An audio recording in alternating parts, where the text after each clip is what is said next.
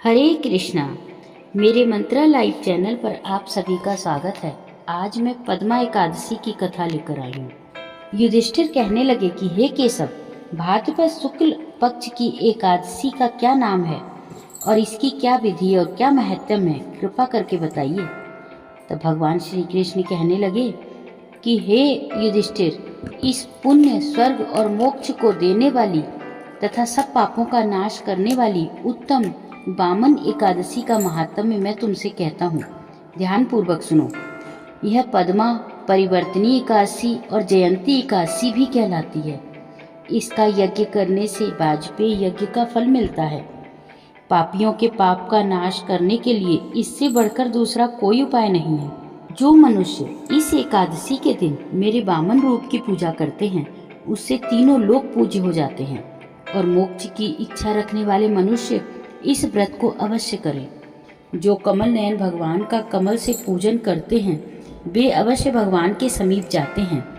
जिसने भाद्रपद शुक्ल एकादशी को व्रत और पूजन किया, उसने ब्रह्मा विष्णु सहित तीनों लोकों का पूजन किया। हरिवासर अर्थात एकादशी का व्रत अवश्य करना चाहिए। इस दिन भगवान करवट लेते हैं, इसलिए इसको परिवर्तनी एकादशी भी कहते हैं। यह एकादशी जयंती एकादशी भी कहलाती है। इसका यज्ञ करने से वाजपेयी यज्ञ का फल मिलता है। पापियों के पाप नाश करने के लिए इससे बढ़कर कोई उपाय नहीं है। जो मनुष्य इस एकादशी के दिन मेरे वामन रूप की पूजा करता है, उससे तीनों लोग पूज्य होते हैं। भगवान के वचन सुनकर युधिष्ठिर बोले, हे भगवान, मुझे अति संदेह हो रहा है कि आप किस प्रकार सोते हैं और किस प्रकार करवट लेते हैं तथा किस प्रकार राजा बलि को बांधा और वामन रूप रखकर क्या क्या लीलाएं की। चातुर्मास के व्रत की क्या विधि है और आपके शयन करने पर मनुष्य का क्या कर्तव्य है। आप सारी बातें मुझे विस्तार से बताइए।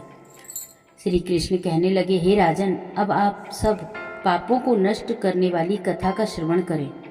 त्रेता युग में बलि नामक एक दैत्य था। वह मेरा परम भक्त था। विविध प्रकार के वेद सूक्तों से मेरा पूजन किया करता था और नित्य ही ब्राह्मणों का पूजन तथा यज्ञ के आयोजन करता था। लेकिन इंद्र से द्वेष होने के कारण उसने इंद्रलोक तथा सभी देवताओं को जीत लिया। इस कारण सभी देवता एकत्र होकर सोच विचार कर भगवान के पास गए। बृहस्पति सहित इंद्रादिक देवता प्रभु के निकट जाकर और नतमस्तक होकर वेद मंत्रों द्वारा भगवान का पूजन और स्तुति करने लगे। अतः मैंने वामन रूप धारण करके 5वां अवतार लिया और फिर अत्यंत तेजस्वी रूप से राजा बलि को जीत लिया। इतनी वार्ता सुनकर राजा युधिष्ठिर बोले कि हे जनार्दन, आपने वामन रूप धारण करके उस महाबली दैत्य को किस प्रकार जीता। श्री कृष्ण कहने लगे, मैंने वामन रूपधारी ब्रह्मचारी बलि से 3 पग भूमि की याचना करते हुए कहा, ये मुझको 3 लोक के समान हैं और हे राजन, यह तुमको अवश्य ही देनी होगी। राजा बलि ने इसे तुच्छ याचना समझकर 3 पग भूमि का संकल्प मुझको दे दिया।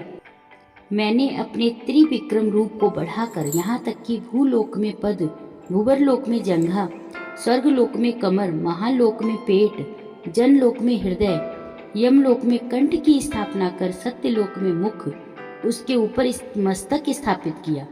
सूर्य, चंद्रमा आदि सब ग्रह, गण, योग, नक्षत्र, इंद्रादिक देवता और शेष आदि सब नाग गणों ने विविध प्रकार से वेद सूक्तों से प्रार्थना की।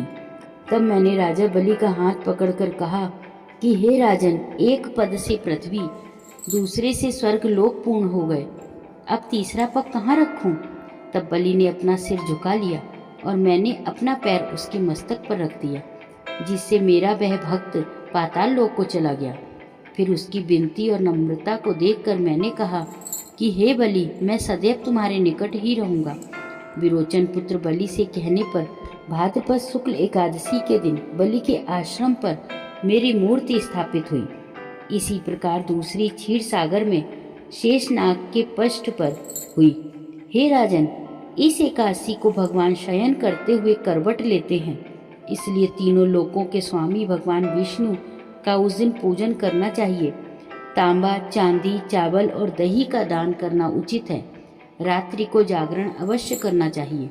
जो विधि पूर्वक इस एकादशी का व्रत करते हैं, वे सब पापों से मुक्त होकर स्वर्ग में जाकर चंद्रमा के समान प्रकाशित होते हैं और यश पाते हैं।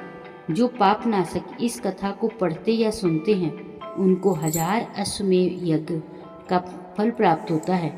श्री विष्णु भगवान की जय। श्री कृष्ण गोविंद हरे मुरारी, रे नाथ नारायण वासुदेव, रे नाथ नारायण वासुदेव।